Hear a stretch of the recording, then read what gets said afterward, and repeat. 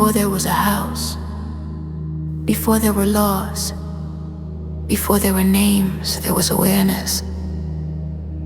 Awareness looked upon creation and saw that power existed everywhere. In strength and beauty, in fear and love, in hunger and silence, in truth and in deception. It saw that without order, power devours.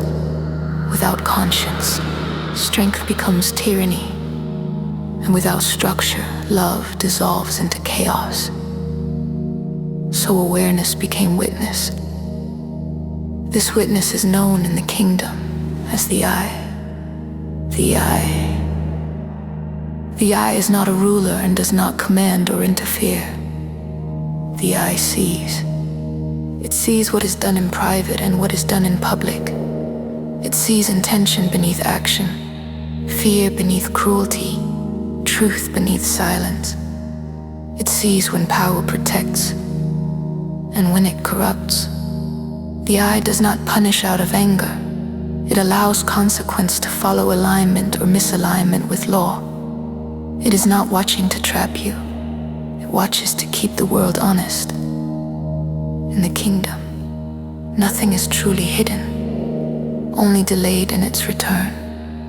The first truth revealed under the Eye was this: all creation requires balance. Where strength exists without wisdom, destruction follows. Where wisdom exists without strength, collapse follows. So creation divided power into two sacred forces. Strength, the force that acts, protects, builds, and holds structure. And wisdom, the force that feels, discerns, nurtures, and guides meaning. These are not genders. They are energies. Every person carries both. Every house must honor both. When strength and wisdom move together, creation flourishes. When one dominates and the other is silenced, decay begins. The birth of the house. From this truth came the house. A house is not walls. A house is not blood alone. A house is a covenant.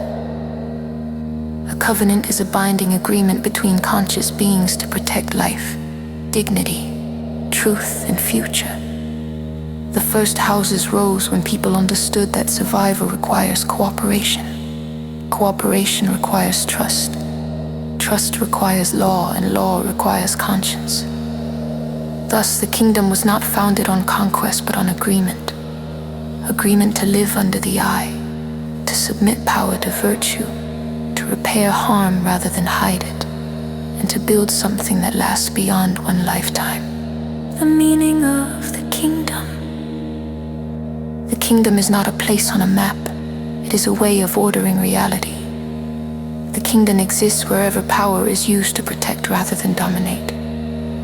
Where authority serves responsibility and obedience ends where harm begins.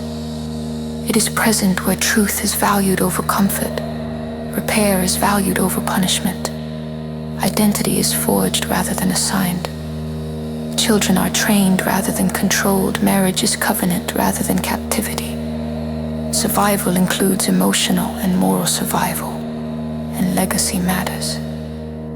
Where these laws are honored, the kingdom is present. Where they are violated, the kingdom withdraws. Why the Codex exists?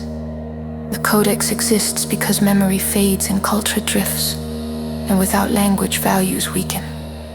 It was written so that children would not have to guess who they are, so that power would not go unnamed, silence would not replace truth, and harm would not masquerade as love. It exists so survival would include the soul. Strength would be disciplined, wisdom would be honored, and the house would endure. The Codex is not a weapon. It is a compass. It does not demand perfection. It demands alignment. The covenant of reading. All who read this Codex agree to this. You will not use these laws to control others. You will not weaponize virtue. You will not hide behind authority. You will not quote law while violating its spirit. These words are for self-governance first, only then may they govern a house. The closing of the origin. So the kingdom begins not with a throne, but with awareness. Not with force, but with agreement. Not with fear, but with responsibility. And above it all, the eye remains open. Not to judge hastily, but to remember faithfully. Thus begins the kingdom